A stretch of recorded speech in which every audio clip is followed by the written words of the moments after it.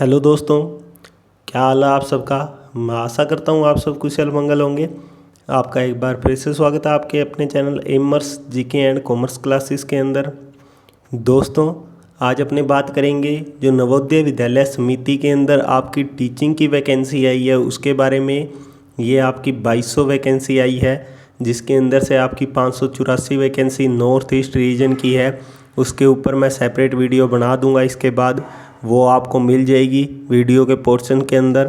फ़िलहाल अपने बात करते हैं जो ऑल ओवर इंडिया वैकेंसी निकली हुई है उनके बारे में, जिसके अंदर आपकी प्रिंसिपल, पोस्ट ग्रेजुएट टीचर और ट्रेंड ग्रेजुएट टीचर, जो प्रिंसिपल, पीजीटी और टीजीटी की वैकेंसी है उनके बारे में। तो बिना देरी के स्टार्ट करते हैं।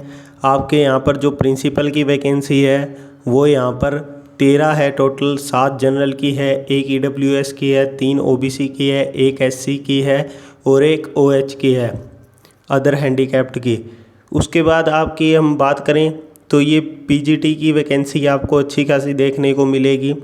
397 किस किस के अंदर है, biology, chemistry, commerce, economics, English, geography, Hindi, history, math, physics, computer science.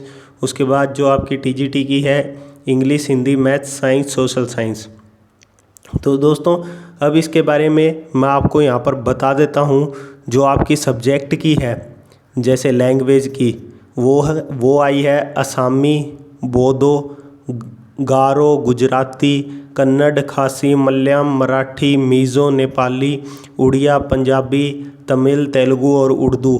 इन भाषाओं के अंदर आपकी जो टीजीटी की आई है, थर्ड लैंग्वेज जिनकी ये होगी, उसके अंदर वैकेंसी आई हुई है। उसके बाद जो मिसलेनियस कैटेगरी है उसके अंदर आपकी music, art, PET male, PET female और जो आपकी लाइब्रेरियन, ये वैकेंसी आपकी टोटल है। अब दोस्तों बात कर लेते हैं एलिजिबिलिटी क्राइटेरिया और सैलरी क्या रहने वाली है। यहाँ पर अपने बात करते हैं पोस्ट कोड और एलिजिबिलिटी क्राइटेरिया। प्रिंसिपल का पोस्ट कोड 1 है और आपका जो पे स्केल है वो 78,800 से लेकर 2,09,200।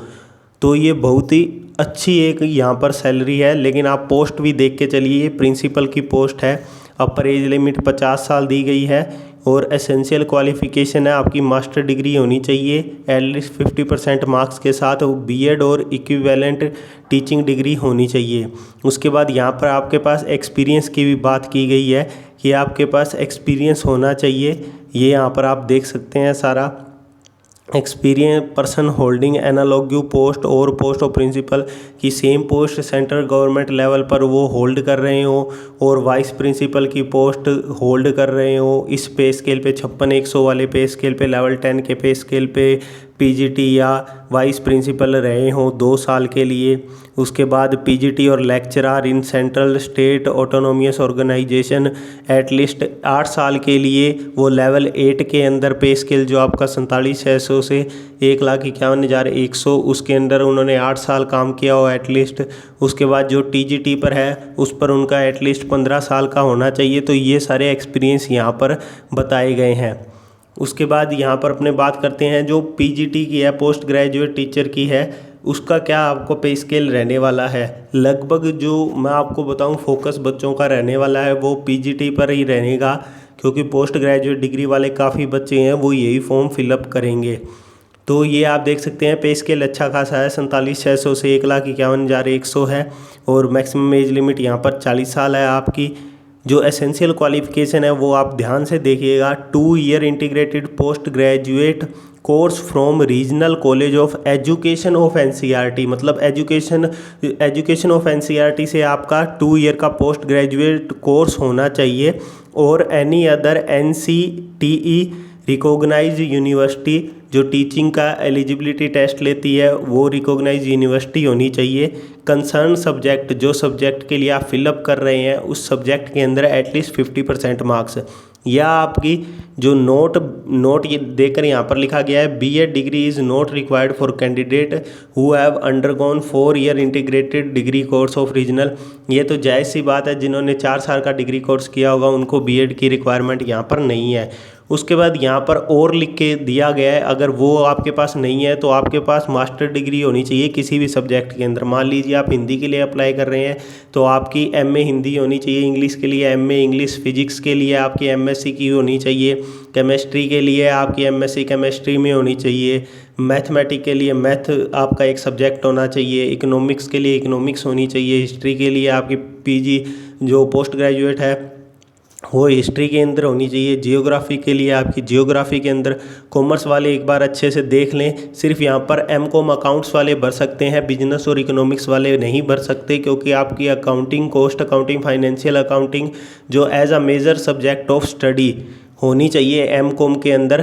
तो सॉरी, ये यहाँ पर इकोनॉमिक्स वाले शायद फिलअप कर सकते हैं, क्योंकि फाइनेंशियल अकाउंटिंग कहीं ना कहीं इकोनॉमिक्स का एक सब्जेक्ट है, तो आप एलिजिबल हो जाते हैं। तो मतलब ये 3 अगर आपने सब्जेक्ट पढ़े हैं, accounting, cost accounting, financial accounting, तो आप पीजीटी कॉमर्स के लिए भी अप्लाई कर सकते हैं। वही बायोलॉजी का भी आपको यहाँ पर सेम बताया गया है।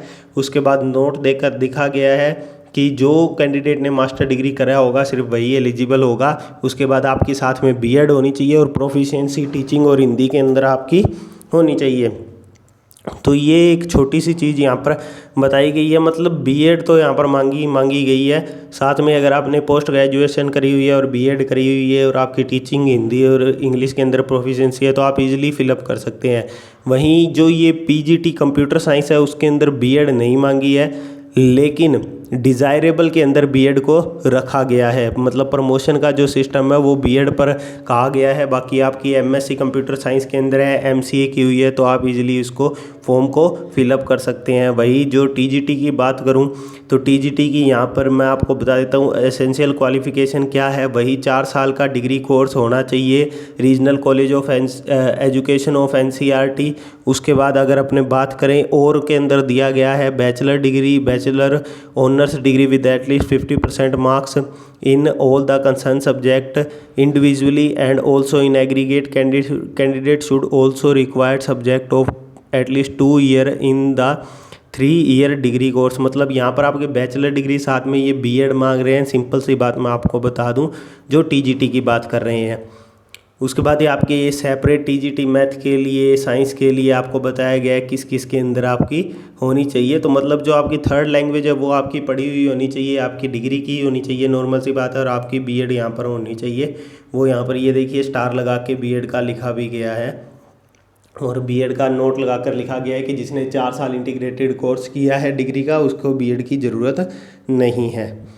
उसके बाद यही सारी चीज़ें दी गई है। तो दोस्तों ये बहुत ही अच्छा मौका है टीचिंग जॉब पाने के लिए। बाकी ये ऑफिशियल नोटिफिकेशन अगर आपको अच्छी तरीके से डिटेल में पढ़ना है तो आप ये नोटिफिकेशन ऑफिशियल जो आपकी नवोदय विद्यालय की साइट है वहाँ पर जाकर, जो रिक्रूटमेंट पोर्टल है वहाँ पर जाकर आप देख सकते हैं नई वैकेंसी की डिटेल के अंदर। तो ये बहुत ही अच्छी अपॉर्चुनिटी है, आप सब ज़रूर फॉर्म फिल कीजिएगा जो एलिजिबल है, और हमारी तरफ से आप सभी को बेस्ट विशेज़ है। मिलते हैं अगली वीडियो में। चैनल को ज़रूर सब्सक्राइब कर लें। नॉर्थ ईस्ट के अंदर भी मैं डिटेल वीडियो लेके आऊँगा नॉर्थ ईस्ट रीजन की, तो मेक श्योर चैनल आप ज़रूर सब्सक्राइब कर लें, बेल आइकन को प्रेस कर लें और वीडियो को लाइक ज़रूर कर दीजिएगा। जय हिंद, जय भारत।